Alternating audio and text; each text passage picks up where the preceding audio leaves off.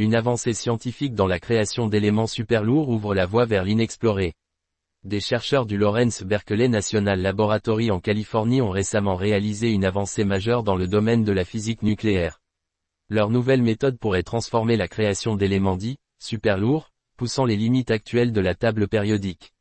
Des éléments aux propriétés uniques. Les éléments superlourds sont des atomes possédant un nombre très élevé de protons, bien au-delà des éléments naturels tels que l'uranium, 92 protons. Les exemples récents incluent l'oganesson, 118 protons, et le livermorium, 116 protons, tous créés artificiellement en laboratoire à l'aide d'accélérateurs de particules. La création de ces éléments représente un défi de taille, en raison de leur masse, ils sont instables et se désintègrent en une fraction de seconde, rendant leur étude complexe. L'intérêt pour ces éléments réside dans leur potentiel à offrir des propriétés chimiques et physiques inédites, ainsi que des applications éventuelles dans des domaines variés, notamment l'énergie et les matériaux.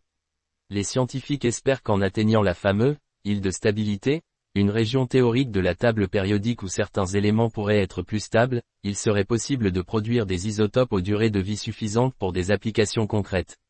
Une nouvelle approche pour atteindre l'île de stabilité. Jusqu'à présent, la production d'éléments superlourds se faisait en bombardant des cibles d'éléments lourds avec des isotopes plus légers, comme le calcium-48. Cependant, cette méthode montre ses limites pour les éléments les plus lourds.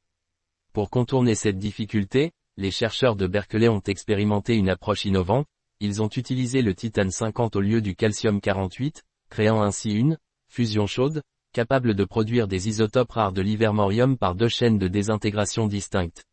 Cette nouvelle méthode remet en question l'idée que seuls les noyaux, magiques, comme le calcium-48, sont stables pour ces créations. L'utilisation du titane 50 ouvre la possibilité d'utiliser d'autres combinaisons de noyaux, suggérant que des éléments encore plus lourds, proches des numéros atomiques 119 et 120, pourraient être synthétisés. Cela permettrait de s'approcher davantage de l'île de stabilité, où certains éléments superlourds pourraient résister plus longtemps à la désintégration. Vers de nouvelles applications et découvertes. Si les chercheurs parviennent à créer des éléments stables au-delà de l'oganesson, cela pourrait révolutionner la compréhension des propriétés chimiques et physiques de la matière à des niveaux extrêmes.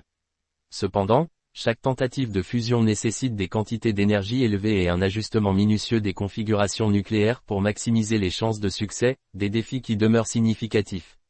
Cette percée constitue néanmoins un pas de géant pour la physique nucléaire et l'exploration des éléments superlourds. Les scientifiques du Lawrence Berkeley espèrent désormais explorer d'autres combinaisons de noyaux pour atteindre des zones théoriques de stabilité, ouvrant la voie à des éléments jusqu'ici inédits. Source: Lawrence Berkeley National Laboratory, Berkeley.